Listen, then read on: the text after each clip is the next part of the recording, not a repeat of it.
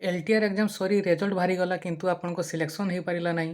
SSD ବି ମଧ୍ୟ ସରିଗଲା କିନ୍ତୁ ଆପଣଙ୍କର ସିଲେକ୍ସନ୍ ହେଇପାରିଲା ନାହିଁ। RI ବି ଏବେ ସରିବାକୁ ଯାଉଛି କିନ୍ତୁ ଆପଣଙ୍କର ଏକ୍ଜାମ୍ ଭଲ ହୋଇନାହିଁ। ତ ବ୍ୟସ୍ତ ହୁଅନ୍ତୁ ନାହିଁ କାହିଁକିନା ଆଗକୁ ଆହୁରି ବହୁତ କିଛି ଭେକେନ୍ସି ଆସିବାକୁ ଯାଉଛି ଓଡ଼ିଶାରେ। ତ ଓଡ଼ିଶାରେ କେଉଁ କେଉଁ ଆପକମିଂ ଭେକେନ୍ସି ଆସୁଛି ଏବଂ ଏବେ କ'ଣ କ'ଣ ଭେକେନ୍ସି ଚାଲିଛି ଅନଗୋଇଂରେ, ତ ତାହା ଆମେ ଆଜି ଡିସ୍କସନ୍ କରିବା। ତ ପ୍ରଥମ ଆସିବ ଆପଣଙ୍କର TGT, SSB TGT ଆସିବ। RI ପରୀକ୍ଷା ସରିବା ପରେ SSB TGTର ଭେକେନ୍ସି ଆସିବ। କାହିଁକି ନା SSB TGTର ଅଫିସିଆଲି ନୋଟିଫିକେସନ୍ ଆଉଟ୍ ହେଇସାରିଛି।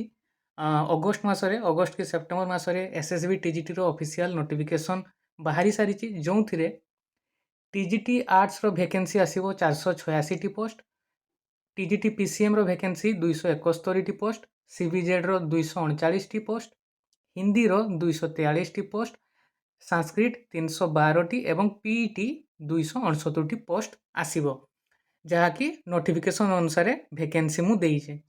ତ RI ପରେ ପରେ SSB TGT ବା ହାଇସ୍କୁଲ ଟିଚରର ଭେକେନ୍ସି ଆସିବ। ଯେଉଁମାନେ BED କରିଥିବେ ତ ସେମାନେ ଏଲିଜିବୁଲ୍ ଏବଂ OSTET କ୍ଲିୟର ହେଇଥିବା ଦରକାର।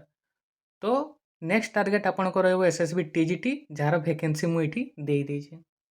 ତା ପର ଭେକେନ୍ସି ଯଦି ଆମେ କଥା କହିବା ତ ଏବେ ହିଁ ରିସେଣ୍ଟ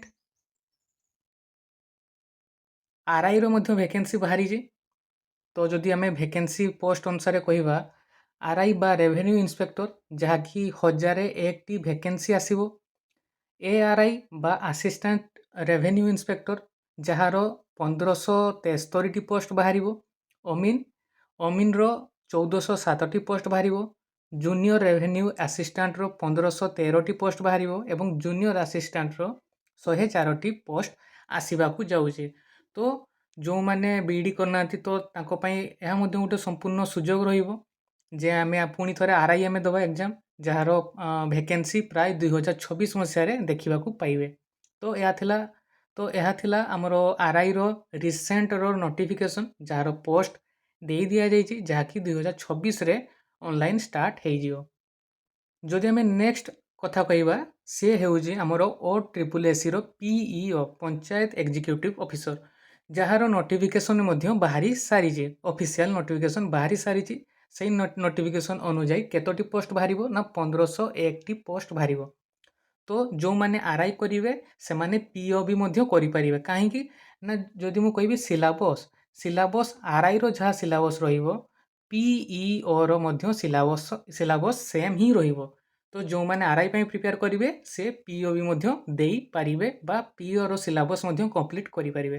କିନ୍ତୁ ଯେଉଁମାନେ SSB TGT କରୁଛନ୍ତି ତାଙ୍କ ପାଇଁ ଅସୁବିଧା ହେବ। କାହିଁକି ନା ଗୋଟିଏ ଏକ୍ଜାମ୍ ହେବ SSB TGTରେ, ମେନ୍ସ ହେବ ସିଧାସଳଖ, ପେଡାଗୋଜି ରହିବ ଏବଂ ତାଙ୍କର ଯେଉଁ ସବଜେକ୍ଟ ନେଇଥିବେ, ଯଦି PCM ଯଦି କଥା କହିବି, PCM ବାଲା physics, chemistry, math and pedagogy ଦେବେ।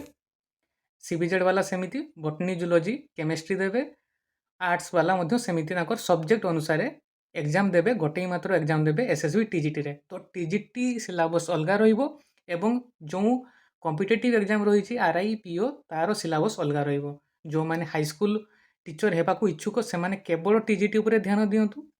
ଯେଉଁମାନେ OSSC, OSSC, SSC ଅଣ୍ଡରରେ ଯେଉଁ କମ୍ପିଟେଟିଭ୍ ଏକ୍ଜାମ୍ ହେଉଛି ତ ସେମାନେ କେବଳ କମ୍ପିଟେଟିଭ୍ ଅଣ୍ଡରରେ ଫୋକସ୍ କରନ୍ତୁ। କାହିଁକି ନା ଯଦି ଆପଣ ମିକ୍ସ କରିବାକୁ ଚାହିଁବେ ତାହେଲେ ଆପଣଙ୍କ ପ୍ରିପାରେସନ୍ ଭୁଲ ହେଇଯିବ, ଯାହାଫଳରେ କି ଆପଣଙ୍କ ସିଲେକ୍ସନ୍ ହେଇପାରିବ ନାହିଁ। ତ ମନେ ରଖିବେ। ତ SSC ଓ SSC PO ଆସିବ, ଆମର TGT ପ୍ରଥମ ବାହାରିବ, ତାପରେ PO ଆସିବ, ତାପରେ RI ଆସିବ। ଏହା ସବୁ ଆପଣ 2026 ମସିହାରେ ଦେଖିବାକୁ ପାଇବେ। ତାପରେ ଯଦି ଆମେ ବଡ଼ ଭେକେନ୍ସି କଥା କହିବା OSSC PEO ପରେ, ସିଏ ହେଇଯିବ ଆମର ବଡ଼ ଭେକେନ୍ସି ନୁହେଁ, ଏଇଟା ବଡ଼ ଭେକେନ୍ସି ଆସିବାକୁ ଆଗକୁ ଅଛି। ତ ସ୍ପେଶିଆଲ ଏଜୁକେସନ୍ ଟିଚର, ତ ଇଏ ବି ମଧ୍ୟ ନୋଟିଫିକେସନ୍ ଆସିସାରିଛି, ଯେଉଁଥିରେ କି 1520ଟି ପୋଷ୍ଟ ଲେଖା ହେଇଛି। ତ ସ୍ପେଶିଆଲ ଏଜୁକେସନ୍ ଟିଚର କ'ଣ କାମ କ'ଣ ଆପଣ କନଫ୍ୟୁଜ୍ ଥିବେ, ତ ମୁଁ କହିଦେଉଛି। ଯେଉଁମାନେ BED କରି ରଖିଥିବେ ଭାବୁଥିବେ ସେମାନେ ଆପ୍ଲାଏ କରିପାରିବେ, କିନ୍ତୁ ସେମାନେ ଆପ୍ଲାଏ କରିପାରିବେ ନାହିଁ।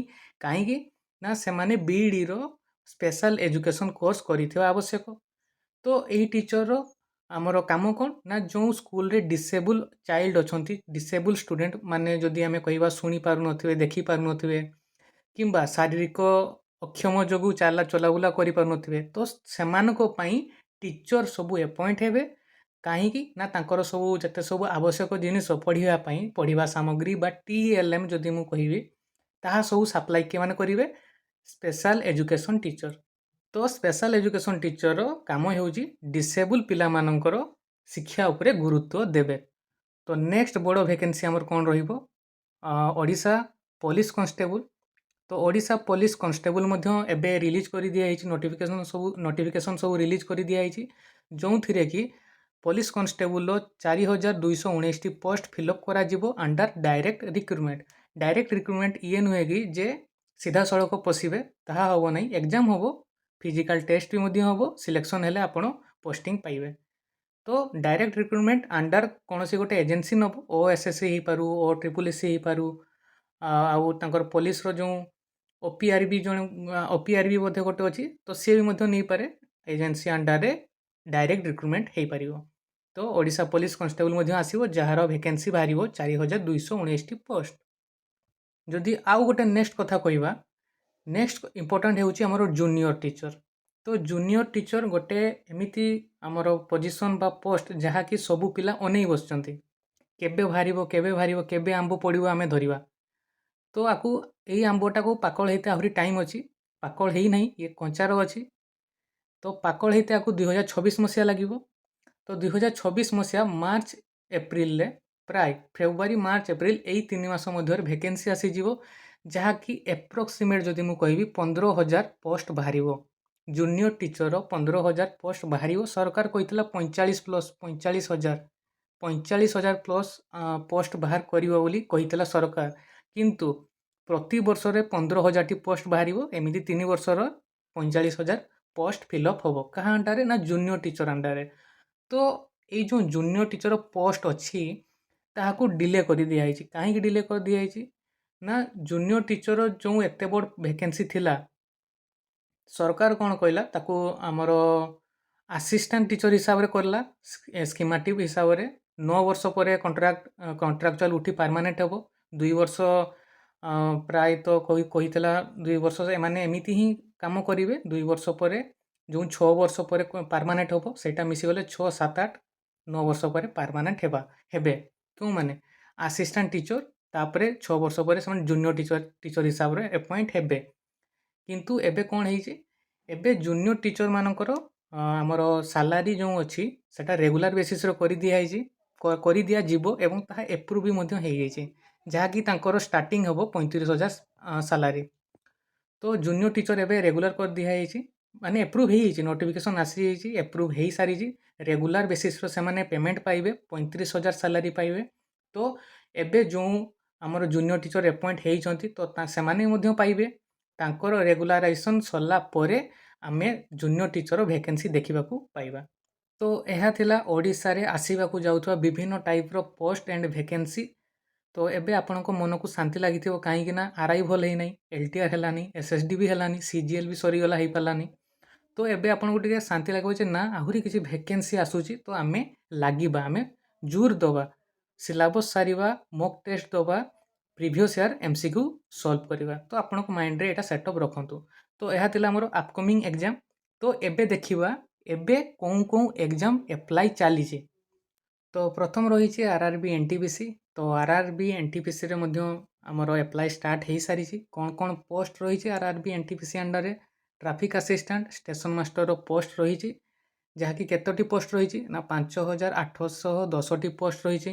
କେଉଁମାନେ ଆପ୍ଲାଏ କରିପାରିବେ? କ୍ୱାଲିଫିକେସନ୍ କ'ଣ ମାଗିଛି? ନା ଏନି ଗ୍ରାଜୁଏଟ୍, ଯେଉଁମାନେ ଗ୍ରାଜୁଏଟ୍ କରିଥିବେ, +3 କରିଥିବେ, ତ ସେମାନେ RRB NTPCର ଫର୍ମ ଆପ୍ଲାଏ କରିପାରିବେ। ତ ଏହାର ଆମର ପେ ମେଟ୍ରିକ୍ସ କେତେ ରହିବ? ପେ ମେଟ୍ରିକ୍ସ ରହିବ 25,500ରୁ 35,400 ଆପଣ ସାଲାରୀ ଦେଖିବାକୁ ପାଇବେ। ତ RRB NTPCର ଲାଷ୍ଟ ଡେଟ୍ କେବେ ଅଛି? ଆପ୍ଲାଇର ଲାଷ୍ଟ ଡେଟ୍ କେବେ? ନା 20 ନଭେମ୍ବର ହେଉଛି ଆମର RRB NTPCର ଲାଷ୍ଟ ଡେଟ୍। ତ ଯେଉଁମାନେ ଆପ୍ଲାଏ କରିନାହାନ୍ତି, ତ ଜଲ୍ଦି ଆପଣ ଆବେଦନ କରିଦେବେ। ତ ଯଦି ଆମେ ନେକ୍ସଟ କଥା କହିବା, ନେକ୍ସଟ କ'ଣ ଚାଲିଛି? RRB NTPCର ଆଉ ଗୋଟେ ପୋଷ୍ଟ ବାହାରିଛି, ଯାହାର ପୋଷ୍ଟ ହେଉଛି ଟ୍ରେନ୍ କ୍ଲର୍କ, ଜୁନିୟର କ୍ଲର୍କ କମ୍ ଟାଇପିଷ୍ଟ। କେତେଟି ଭେକେନ୍ସି ବାହାରିଛି? ନା 3,058ଟି ଭେକେନ୍ସି ବାହାରିଛି। ତ ଏହି ପଦବୀକୁ ଆପ୍ଲାଏ କରିବା ପାଇଁ କ୍ୱାଲିଫିକେସନ୍ କ'ଣ ରହିଥିବା ଦରକାର? ନା 12 ପାସ୍ କରିଥିବା ଦରକାର। ଏବଂ ଏହାର ଲାଷ୍ଟ ଡେଟ୍ କେବେ ଅଛି? 27 ନଭେମ୍ବର ହେଉଛି ଆପଣଙ୍କର ଲାଷ୍ଟ ଡେଟ୍ ଅନଲାଇନ୍ ଆପ୍ଲାଏ କରିବା ପାଇଁ। ତ ଯେଉଁମାନେ ପକେଇ ନାହାନ୍ତି ସେମାନେ ମଧ୍ୟ ଏଟାର ଆପ୍ଲାଏ କରିପାରିବେ। ନେକ୍ସଟ ହେଉଛି RRB JEE, ଯାହାର ପୋଷ୍ଟ ନେମ୍ ହେଉଛି ଜୁନିୟର ଇଞ୍ଜିନିୟର। ତ କେତୋଟି ଭ୍ୟାକେନ୍ସି ବାହାରିଛି ନା 2569ଟି ଭ୍ୟାକେନ୍ସି ବାହାରିଛି। କ୍ୱାଲିଫିକେସନ୍ କ'ଣ ମାଗିଛି? Qualification BE BTech and diploma ମାଗିଛି। ତ ଯେଉଁମାନେ BE BTech ଡିପ୍ଲୋମା କରିଥିବେ ସେମାନେ ହିଁ ଆପ୍ଲାଏ କରିପାରିବେ। ଏବଂ ସାଲାରୀ ଆପଣ କ'ଣ ରହିବ ନା 35,400 ସାଲାରୀ ଆପଣ ଦେଖିବାକୁ ପାଇବେ। ଏହାର ଲାଷ୍ଟ ଡେଟ୍ କେବେ ଅନଲାଇନ୍ର ନା 30 ନଭେମ୍ବର ହେଉଛି RRB JEEର ଲାଷ୍ଟ ଡେଟ୍। ନେକ୍ସଟ ଅଛି SSC GD, যেটাকি ଆସିବ ଭ୍ୟାକେନ୍ସି ଆସିବ। ତ ପୋଷ୍ଟ ନେମ୍ ଅଛି ଭେରିୟସ୍ ପୋଷ୍ଟ। SSC GD ଅଣ୍ଡରରେ ବିଭିନ୍ନ ପ୍ରକାର ପୋଷ୍ଟ ଆପଣ ଦେଖିବାକୁ ପାଇବେ। କେତୋଟି ପୋଷ୍ଟ ଆସିବାକୁ ଯାଉଛି? 40,000 ଏପ୍ରୋକ୍ସ ପୋଷ୍ଟ ଆପଣ ଦେଖିବାକୁ ପାଇବେ। କ୍ୱାଲିଫିକେସନ୍ କ'ଣ ମାଗିଛି ନା 10th ପାସ୍ କରିଥିବେ ଯଦି ଆପଣ SSC GD ଆପ୍ଲାଏ କରିପାରିବେ। ସାଲାରୀ କେତେ ରହିବ? 35,000 ରହିବ। ଏବଂ ଏହାର ଆମର ଆପ୍ଲାଇ ଡେଟ୍ ଆସିନାହିଁ, ନଭେମ୍ବରରେ ହିଁ ଆସିବାକୁ ଯାଉଛି। ଆପ୍ଲାଇ ଡେଟ୍ କାହାର? ନା SSC GDର।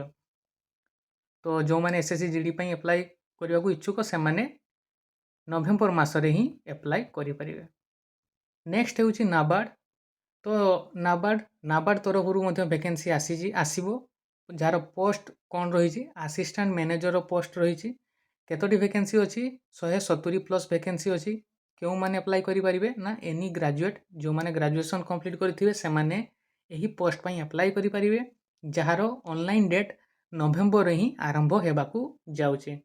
ତ ଏହା ଥିଲା କିଛି ଇମ୍ପୋର୍ଟାଣ୍ଟ ଭ୍ୟାକେନ୍ସି ଯାହାକି ଆଗକୁ ବାହାରିବାର ଅଛି। ଏବଂ ଯେଉଁମାନେ RRB NTPC ଦେଇନାହାନ୍ତି, ପକେଇ ନାହାନ୍ତି, ସେମାନେ ପକେଇ ଦିଅନ୍ତୁ, କାହିଁକିନା ଏଟା ବି ମଧ୍ୟ ଗୋଟେ ବହୁତ ବଢ଼ିଆ ଚାକିରି। ତ ଆଶା କରୁଛି ଭିଡ଼ିଓ ଆପଣଙ୍କୁ ଭଲ ଲାଗିଥିବ। ଯଦି ଭଲ ଲାଗିଛି ତାହେଲେ ଚ୍ୟାନେଲଟିକୁ ଲାଇକ୍ ଆଣ୍ଡ ସବସ୍କ୍ରାଇବ୍ କରିଦେବେ।